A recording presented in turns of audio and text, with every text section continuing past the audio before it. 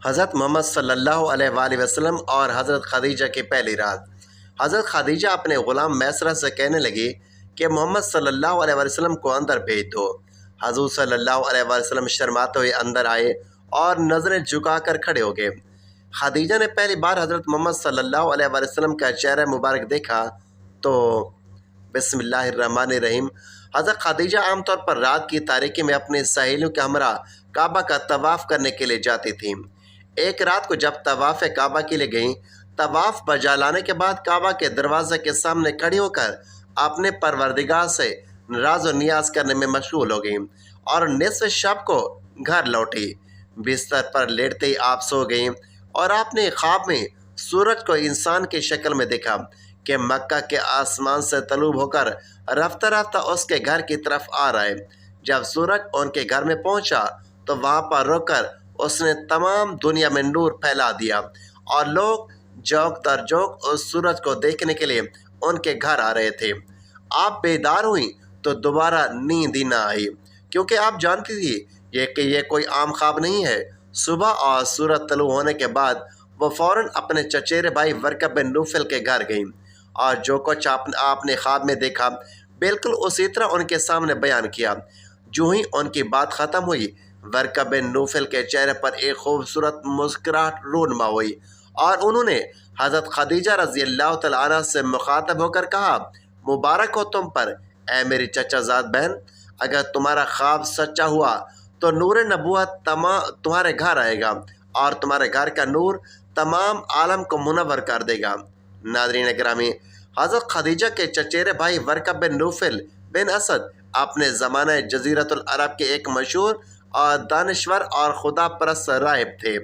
ان کو آسمانی کتابوں کے بارے میں کافی علم تھا اور اس دور کے 4 مشہور عابدوں میں سے ایک شمار ہوتے تھے۔ آپ لوگوں کو آخری نبی کی نشانیاں بتایا کرتے تھے اور یہ بھی بتاتے کہ ان کی بعثت کا وقت قریب ہے۔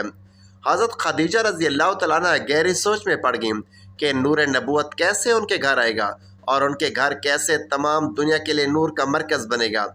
حضرت خدیجہ رضی اللہ تعالیٰ عنہ ایک مدت تک اس خواب کے بارے میں غور و فکر میں مشغول تھیں اور اس کی تعبیر کا انتظار کر رہی تھیں۔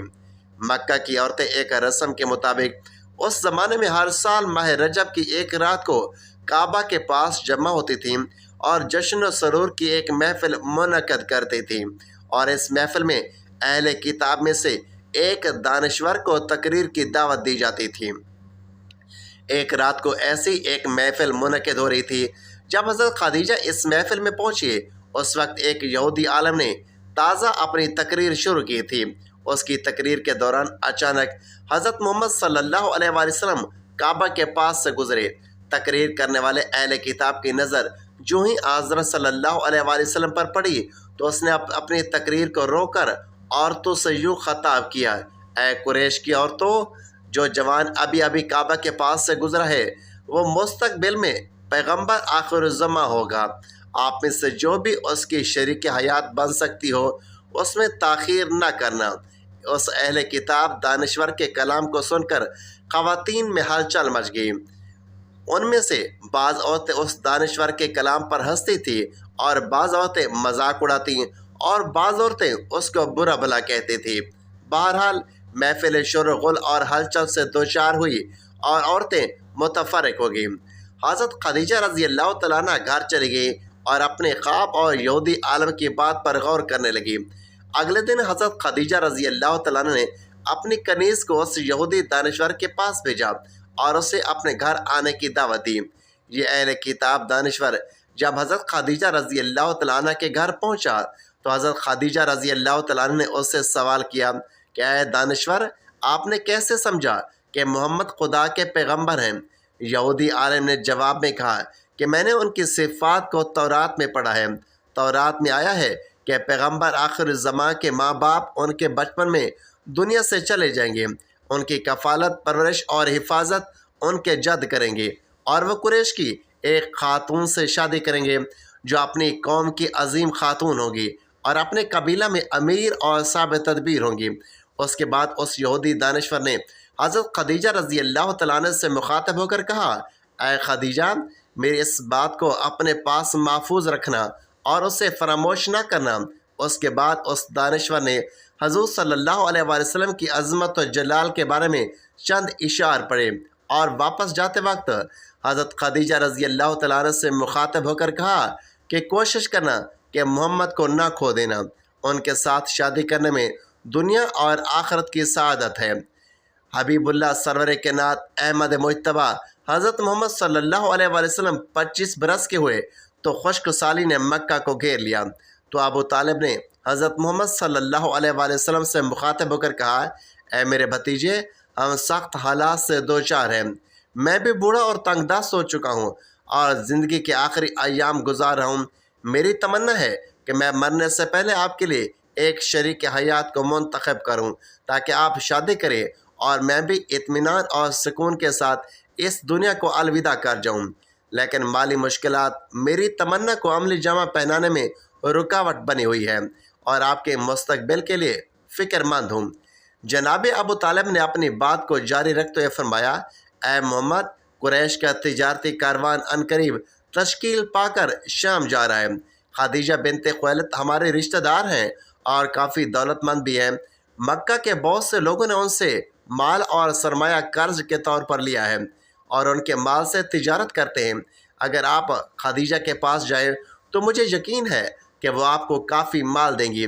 اس سرمایہ سے مال خرید کر قریش کے کاروان کے ہمراہ آپ شام چلے جائیں گے۔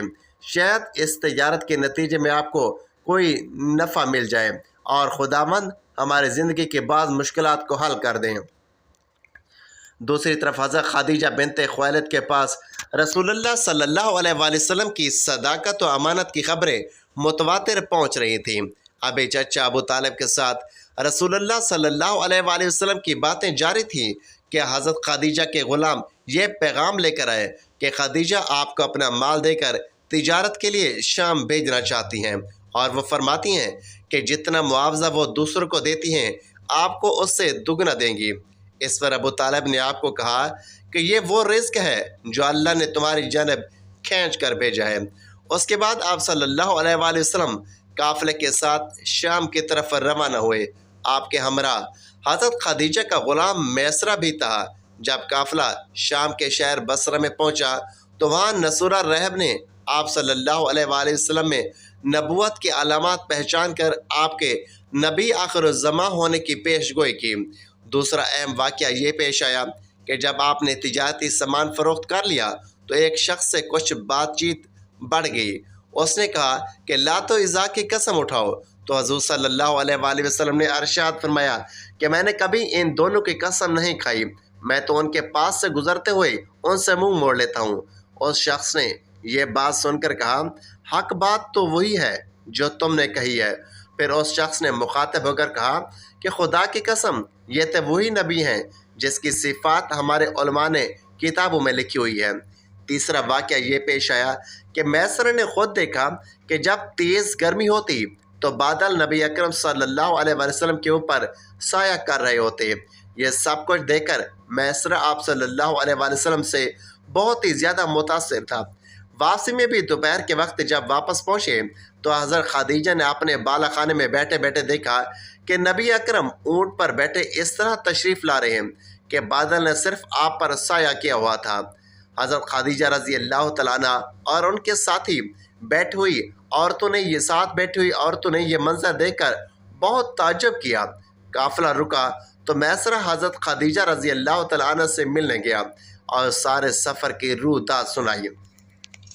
حضرت خدیجہ رضی اللہ تعالیٰ عنہ نے جو رسول اللہ صلی اللہ علیہ وآلہ وسلم سے پہلے ہی متاثر تھیں، وہ سفر کے واقعات سن کر آپ کی گرویدہ ہو گئی، بلکہ ان کا رسول اللہ صلی اللہ علیہ وآلہ وسلم کو تجارتی سفر پر بھیجنے کا مقصد بھی یہی تھا کہ کسی طرح حضور اکرم سے ملاقات ہو سکے۔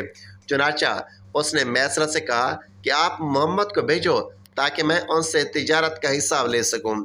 نبی رحمت صلی اللہ علیہ وآلہ وسلم جب حضرت خدیجہ کے پاس آئے تو آپ کا یہ روشن چہرہ دیکھ کر حضرت خدیجہ دنگ رہ گئی اور بے ہوشی کا عالم طاری ہو گیا۔ اسی دوران رسول اللہ صلی اللہ علیہ وآلہ وسلم نے سارا حساب تجارت کیا اور واپس تشریف لے گئے۔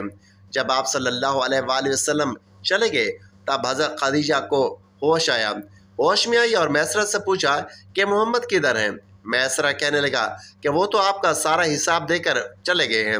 خیر، حضرت خدیجہ رضی اللہ تعالیٰ عنہ نے اپنے مال میں ایسی امانت و برکت دیکھی جو اس سے پہلے کبھی نہ دیکھی گئی تھی۔ مال کی خرید و فروخت کا حساب دیکھا تو منافع دگنے سے بھی زیادہ تھا۔ آپ نے فوری اپنے غلام میسرہ کو رسول اللہ صلی اللہ علیہ وآلہ وسلم کے پیچھے بھگایا اور طے شدہ معاوضے سے بھی دگنا حضور صلی اللہ علیہ وآلہ وسلم کو بھیج دیا۔ حضرت خدیجہ رضی اللہ تعالیٰ عنہ بہت زیادہ دور اندیش، مستقل مزاج، شریف، باعزت اور مالدار عورت تھی۔ انہوں نے آپ سے نکاح کا فیصلہ کر لیا اور اپنی سہیلی نفیسہ کے ہاتھ رسول اللہ کو نکاح کا پیغام بھجوا دیا۔ رسول اللہ صلی اللہ علیہ وآلہ وسلم کی خدیجہ سے نکاح کے حوالے سے ایک پہلو ملحوظ رکھنا چاہیے کہ جیسے حضرت خدیجہ رضی اللہ تعالیٰ عنہ کی اور رسول اللہ صلی اللہ علیہ وآلہ وسلم کے ساتھ نکاح میں رغبت کی وجہ آشکار ہو جاتی ہے۔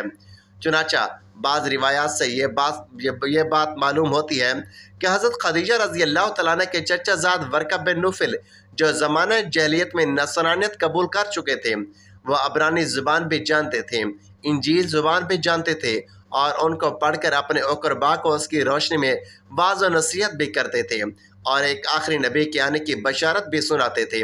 عمر کے اعتبار سے یہ بزرگ تھے اور حضرت خدیجہ رضی اللہ تعالیٰ عنہ اس کے واعظ اور سچے نبی کی بشارت بہت شوق اور رغبت سے سنتی تھیں۔ نیز یہ بھی سنتی تھیں کہ اس نبی عظیم شان کی بعثت کا زمانہ قریب ہے، اور اس حوالے سے انہوں نے ورقہ بن نوفل سے کافی کچھ سن رکھا تھا۔ چنانچہ رسول اللہ صلی اللہ علیہ وآلہ وسلم کی صداقت و دیانت اور دیگر صفات پہ کمال کا ذکر سنا اور ورقہ بن نوفل کی بتلائی ہوئی بعض علامات نبوت آپ میں پائی تو انہوں نے اپنے غلام میسرہ کے ساتھ رسول اللہ صلی اللہ علیہ وآلہ وسلم کو مال تجارت دے کر اسی لیے بھیجا کہ آپ کی تجارتی اور مالی معاملات اور سفر میں آپ کے اخلاق عادات کا مزید مشاہدہ کر سکے۔ اس لیے یہ بعض روایات میں ہے کہ انہوں نے غلام کو ہدایت کی تھی کہ سفر کے تمام واقعات نوٹ کریں اور واپسی پر پوری تفصیل بتائیں۔ اسی ہدایت کی روشنی میں غلام نے آپ کی برکت وغیرہ کے حوالے سے جن کمالات کا مشاہدہ کیا تھا وہ سب تفصیل بتا دی تھی۔ اس سے حضرت خدیجہ رضی اللہ تعالیٰ عنہ کا ظن غالب آ گیا اور اللہ تعالیٰ کے آخری رسول صلی اللہ علیہ وآلہ وسلم یہی ہیں، اور انہوں نے یہ سوچا کہ اس سے بڑی سعادت کیا ہوگی کہ آپ کی زوجیت کے رشتے سے منسلک ہو جاؤں۔ چنانچہ صدیقہ طاہرہ اور مطہرہ ام المومنین حضرت خدیجہ رضی اللہ تعالیٰ عنہ نے بالواسطہ آپ صلی اللہ علیہ وآلہ وسلم کو پیغام نکاح بھیج دیا۔ آپ نے اپنے چچاؤں کو مذکورہ رشتے کے سلسلے میں آگاہ فرمایا، جس کے بعد آپ کے چچا حضرت حمزہ رسول اللہ صلی اللہ علیہ وآلہ وسلم کے ساتھ حضرت خدیجہ رضی اللہ تعالیٰ عنہ کے والد خالد بن اسد کے پاس رشتہ لے کر آئے۔ بمطابق روایت ابن اسحاق اور دیگر کے قول کے مطابق حضرت خدیجہ رضی اللہ تعالیٰ عنہ کے والد کا انتقال ہو چکا تھا۔ حضرت حمزہ رضی اللہ تعالیٰ عنہ رشتہ لے کر حضرت خدیجہ رضی اللہ تعالیٰ عنہ کے چچا ورقہ بن نوفل اسد کے پاس تشریف لائے۔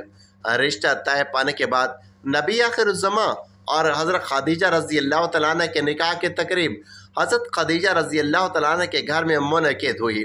چنانچہ ابو طالب خطبہ نکاح پڑھنے کے بعد حضرت خدیجہ رضی اللہ تعالیٰ عنہ کے چچا زاد بھائی عمر بن اسد نے حضور اکرم صلی اللہ علیہ وآلہ وسلم کی شان میں یہ جملہ کہا، یہ محمد بن عبداللہ اعلیٰ نسب اور معزز جمع مرد ہیں، اور اس طرح حضرت خدیجہ رضی اللہ تعالیٰ عنہ کا نکاح آپ سے کر دیا گیا۔ اس کا حق میں 12.5 اوقیہ چاندی مساوی 500 درہم طے ہوا۔ آج کل اس کا وزن 131 تولہ 3 ماشہ چاندی بنتا ہے۔ آپ صلی اللہ علیہ وآلہ وسلم نے اپنے تمام ازواج مطہرات اور صاحبزادیوں کا مہر بھی یہی رکھا، سوائے ام المومنین حضرت ام حبیبہ کے۔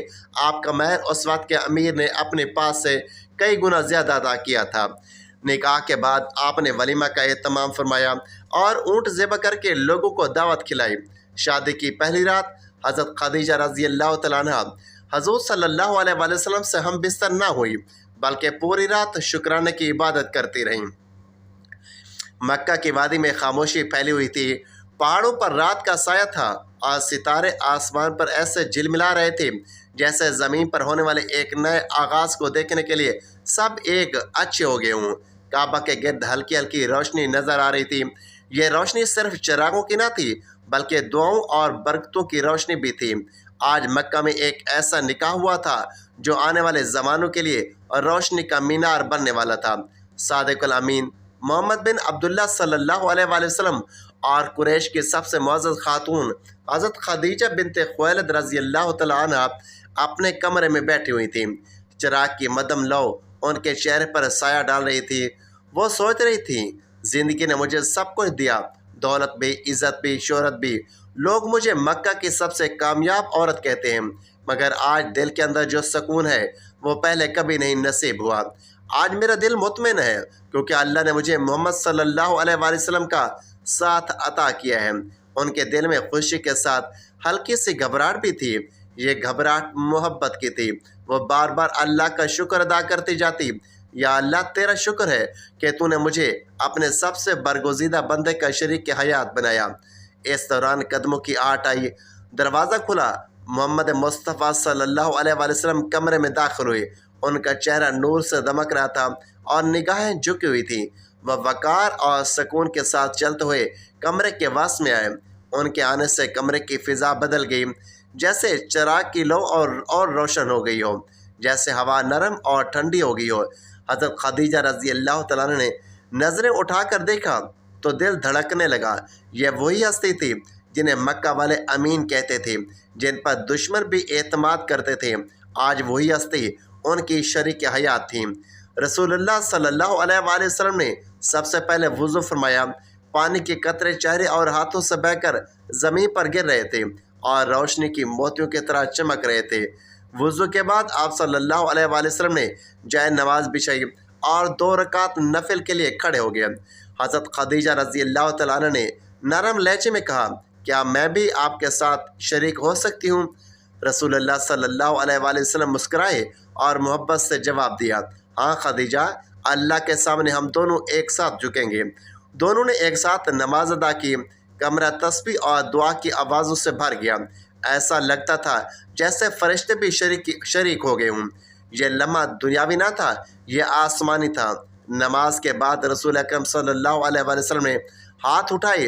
ان کی آواز نرم اور دل کو چھو لینے والی تھی، اے اللہ، ہمارے اس گھر میں برکت عطا فرما، خدیجہ کو میرے لیے باعث سکون بنا اور مجھے ان کے لیے باعث رحمت، ہمیں نیکی پر جمع رکھ اور نیکی پر ہی جدا کرنا۔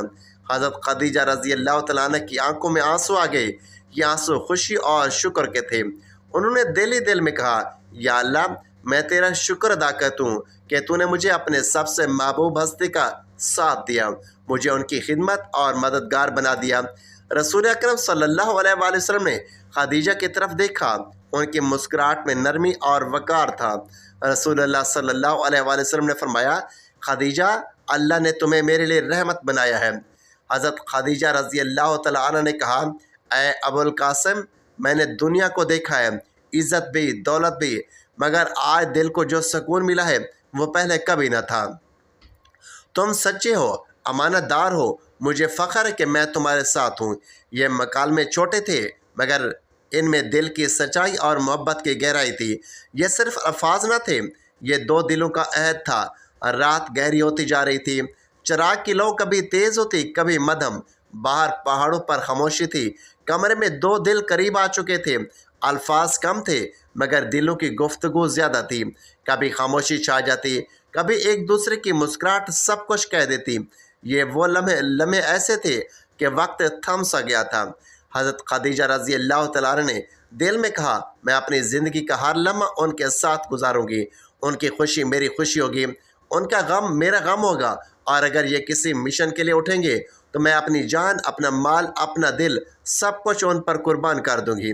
یہ صرف سوچ نہ تھی بلکہ آنے والے برسوں میں یہی حقیقت بن گئی۔ انہوں نے اپنی دولت اسلام پر قربان کر دی، اپنے سکون کو اللہ کے دین کے لیے وقف کر دیا، اور ہر مشکل میں نبی کریم صلی اللہ علیہ وآلہ وسلم کا سب سے پہلا سہارا بنی۔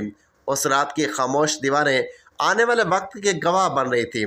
یہی گھر وہ مقام بنا جہاں پہلے وہی اتری۔ حضور صلی اللہ علیہ وآلہ وسلم کا دل لرز اٹھا اور خدیجہ رضی اللہ تعالیٰ عنہ نے انہیں اپنے سینے سے لگا کر تسلی دی۔ یہی وہ خاتون تھی جنہوں نے کہا تھا، خدا کی قسم، اللہ آپ کو کبھی ضائع نہیں کرے گا۔ یہ پہلی رات محض ایک شادی کی رات نہ تھی، یہ ایک ایسی داستان کا آغاز تھی جس نے دنیا کی تاریخ بدلنی تھی۔ یوں وہ پہلی رات گزری، نہ کوئی شور نہ کوئی دنیاوی جشن، صرف ایک چراغ جل رہا تھا، ایک کمرہ سکون میں ڈوبا تھا اور دو دل ایک دوسرے کے قریب ہو کر اللہ کے حضور شکر بجا لائے تھے۔ یہ رات تھی اور روشنی کی رات، ایک ایسا آغاز جو آنے والے زمانے میں محبت، قربانی، ایثار اور ایمان کا سب سے روشن باب بننے والا تھا۔ ناظرین، اللہ پاک سے دعا ہے کہ اللہ پاک ہمیں نیک اعمال کرنے کی توفیق عطا فرمائے، میرا سنانا اور آپ کا سننا اپنی بارگاہ الہی میں قبول و منظور فرمائے اور ہمارا خاتمہ ایمان پر فرمائے، آمین یا رب العالمین۔ ناظرین، اپنے رزق میں وسعت، برکت اور کشادگی کے لیے کمنٹ باکس میں اللہ تعالیٰ کے 99 ناموں میں سے ایک نام ضرور ٹائپ کریں۔